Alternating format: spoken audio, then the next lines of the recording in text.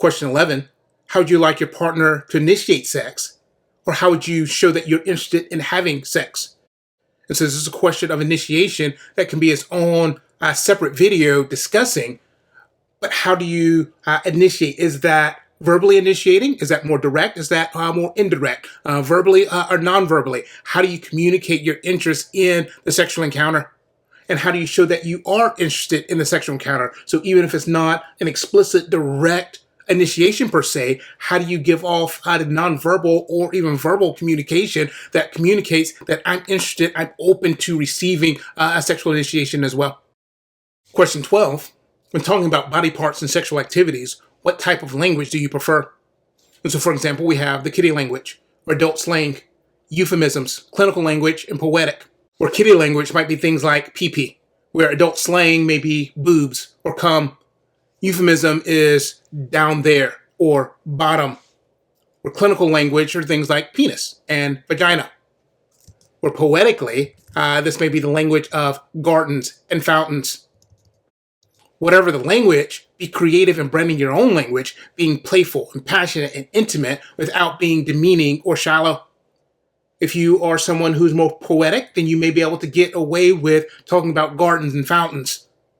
But many of us, the only thing I've not seen redeemed is kiddie language. I don't think kiddie language has a place in our adult interactions with each other. And so if that is present, then that does need to be eliminated. But for most of us, it's going to be some combination of adult slang, euphemism, clinical, poetic. When I'm meeting with my clients, clinical language is appropriate in a clinical setting. When we talk about penis and vagina and intercourse, like those are very appropriate terms in a clinical setting. But that doesn't always get us in the mood. That's not a sexual accelerator, as it were, in the bedroom. And so you have to find some language, brand some language in the bedroom that allows you to be passionate and playful and intimate. That is an accelerator and not a break. But to be intentional about thinking through the very language of your body parts and sexual activities. Question 13, what methods of family planning do you prefer? Many couples have given very little thought even to a theology of family planning or birth control. And so the first place to start here is just thinking through what is our theology of birth control. And that will answer some of the questions that some things may be off limits just as you think through what is your theology as it relates to family planning and birth control. But then once you decide, you still have to sort through, okay, what are some of the implications? What are some of the pros and cons of these different methods? And so whether that is the rhythm method or a barrier method or a hormonal method, there's pros and cons with all of that. And how does that sit with us just in general and then also personally? That there may be some ethical considerations that rule out some things. And then there may be some personal things such as just the feel of some of the barrier methods or some of the side effects or the hormonal methods that also causes problems that may be not worth considering or eliminating for you as a couple.